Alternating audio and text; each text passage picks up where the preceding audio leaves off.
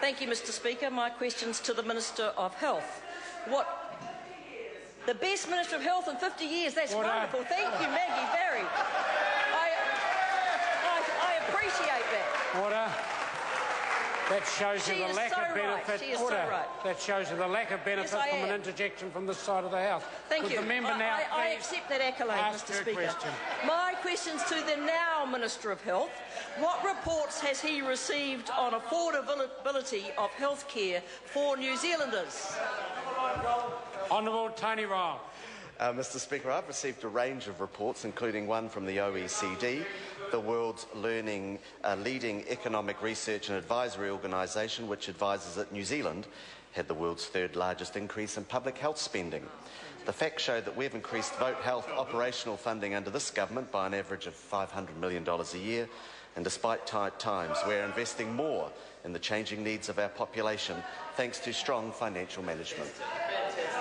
Supplementary question, Honourable Annette. What reports did he read before he decided to increase the cost of prescriptions from $3 to $5 per item?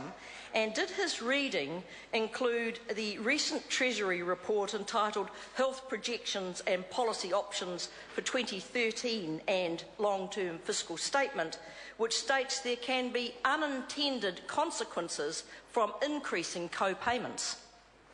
Honourable Tony Ryall. Mr Speaker, a range of reports were considered in making those decisions with respect to the increase in the pharmaceutical charge, and including in that was advice from the Treasury.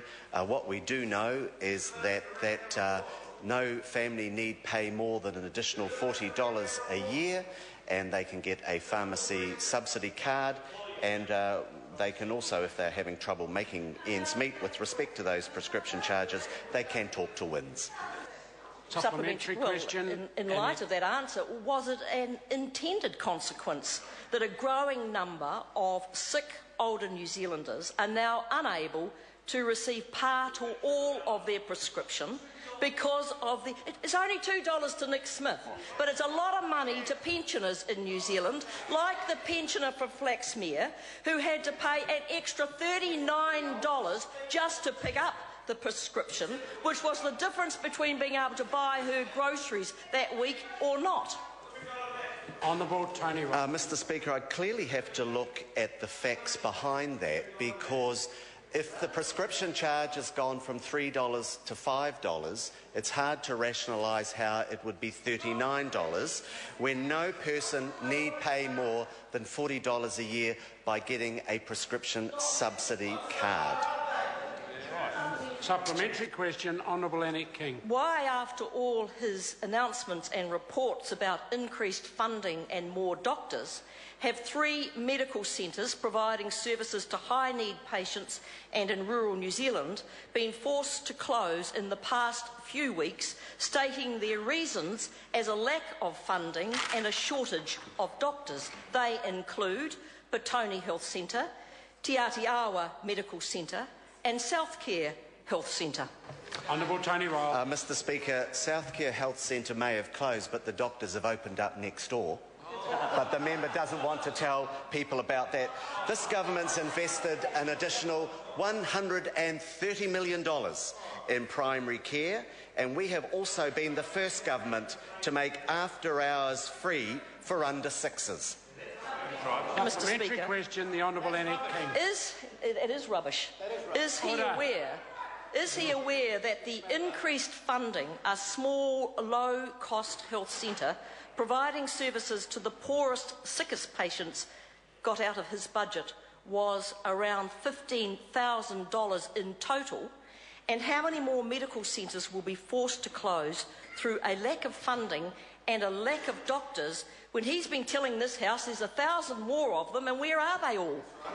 Honourable Tony Ryall. Those 1,000 extra doctors are with the 2,000 extra nurses working in our public hospitals today. They are delivering record elective surgery, more specialist appointments, and that just goes to show when that member was Minister of Health, she doubled the health budget and fewer people got operations.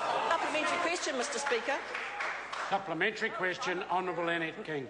Mr Speaker, where are the extra doctors for primary health care, because in his answer he mentioned more specialists and more hospital doctors, but where are the extra doctors he promised for primary health care? And we are seeing around New Zealand practices unable to carry out their work because of the shortage, something he said he would fix and has not. Order. We're now getting a very long question being delivered to the Minister. Honourable Tony Ryall. Mr Speaker, I think the member will find there's actually more GPs registered than there were when she was Minister of Health. We've put additional money into primary care, we're providing more funding, we're getting a very, very good service for New Zealanders, and in fact we have put in an extra money to have free after-hours visits for under sixes. When that member was Minister of Health, she never provided free after-hour GP visits to children under 6. Supplementary question, Brendan Horan. Thank you, Mr Speaker.